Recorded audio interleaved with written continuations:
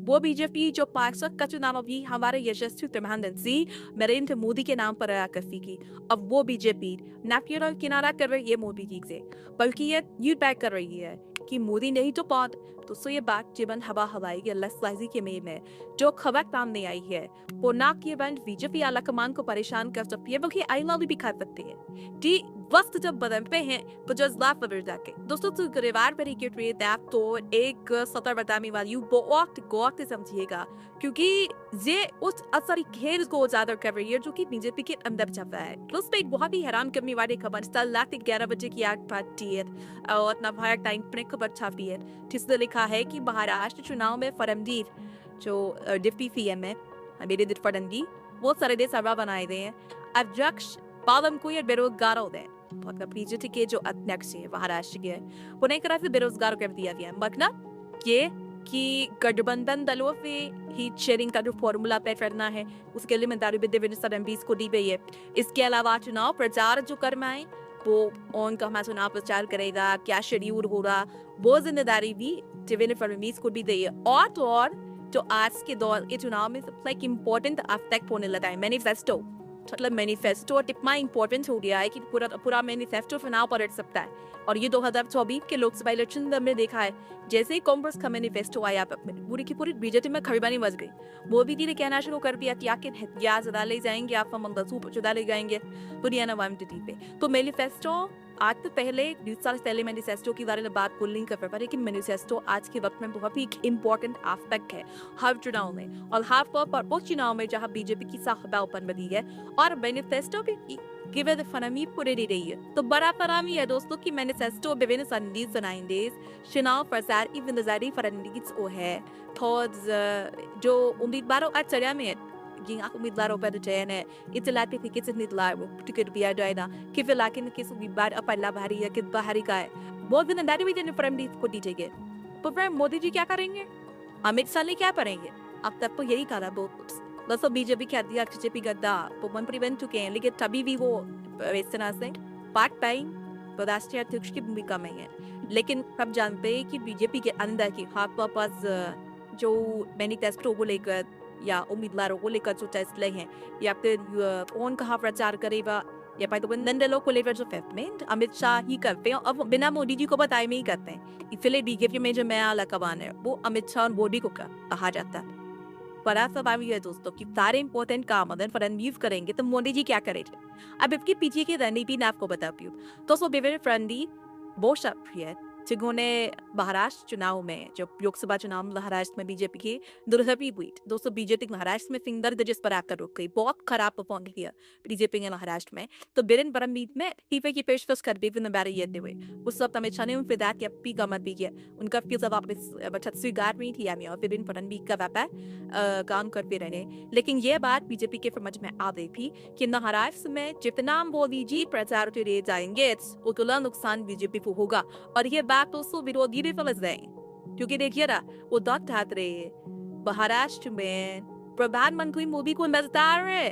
दोस्तों उद्धव ठाकरे ने कहा है कि पीएम को महाराष्ट्र में चुनाव प्रचार के लिए आना चाहिए और ये भी कहा कि लोकसभा चुनाव में पीएम ने खुद पसीना बहाया है और वो दोबारा फिर ऐसा करे मेहनत करें महाराष्ट्र को कचा के।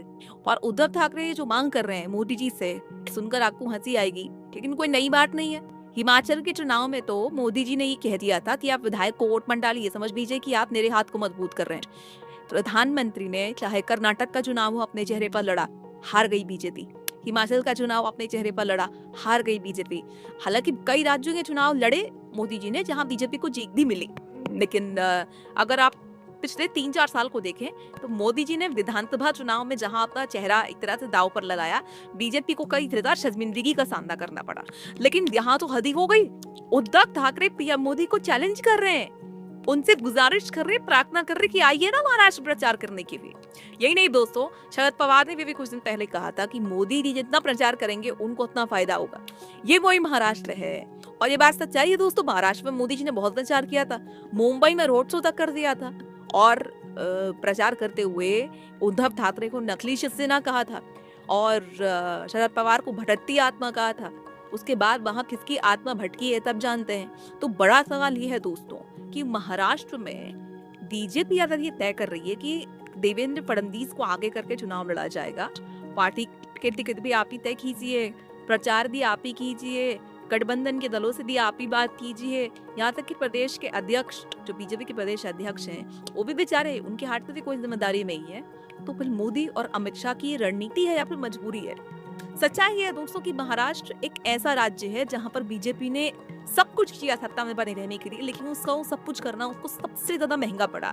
बीजेपी की हालत आज महाराष्ट्र में इतनी खराब है कि उसको ये भी नहीं पता है कि अब जब कुछ महीनों में महाराष्ट्र में चुनाव पे चली जाएगा, पूरा का पूरा राज्य शुरू भी हो चुका है, महाराष्ट्र में एक तरह से सरगर्मियां शुरू हो चुकी हैं। बीजेपी को ये नहीं पता कि अजित पवार उसके साथ रहेंगे कि नहीं देंगे।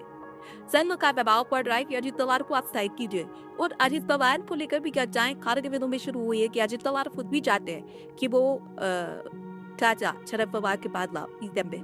इसके अलावा एकनाथ शिंदे की पार्टी के फैक्शन केंद्र में कह रहे हैं वो कैबिनेट रखला रहे थे, बैंक दिख गए थे, आपको याद होगा।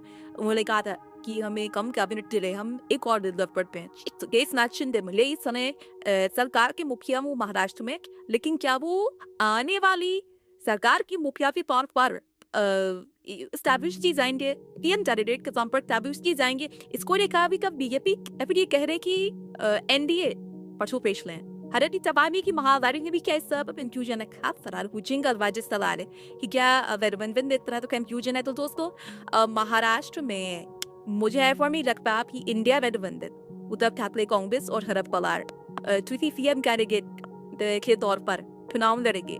सीएम कैंडिडेट महाराष्ट्र में कोई भी कोशिश नहीं करेगा, मुझे ऐसा लगता है। लेकिन सच्चाई ये है कि अगर इंडिया गठबंधन की सरकार बनी तो उद्धव ठाकरे सबसे स्ट्रॉन्ग सीएम कैंडिडेट है। एक उनके साथ सिंपैथी है, जिस पर आपने उनको नबलेश सेना कहा गया, इसी तरह पे उनकी पार्टी उनकी सरकार की बनाई हुई पार्टी उनसे छीन ली गई, तो उनके साथ महाराष्ट्र में सिंपैथी है। उस समय महाराष्ट्र में जो मराठा आरक्षण को लेकर हार के सालों में जो स्थितियां बनी और जिस तरह से बीजेपी के लिए मुश्किल खड़ी हुई, एनडीए सरकार पे मुश्किल खड़ी हुई महाराष्ट्र में, वो भी इन तरह से इंडिया गठबंधन की फायदे पे जाती है महाराष्ट्र में। तो मराठा तो सबसे बड़ा सिक्योरिटी का है तौर पर इंडिया गठबंधन वो उद्धव ठाकरे, सो आप कह सकते हैं कि उद्धव ठाकरे के नाम पर घोषित तो नहीं किया जाएगा सीएम कैंडिडेट द्वारा, लेकिन एक तरह से वो एक ऑब्वियस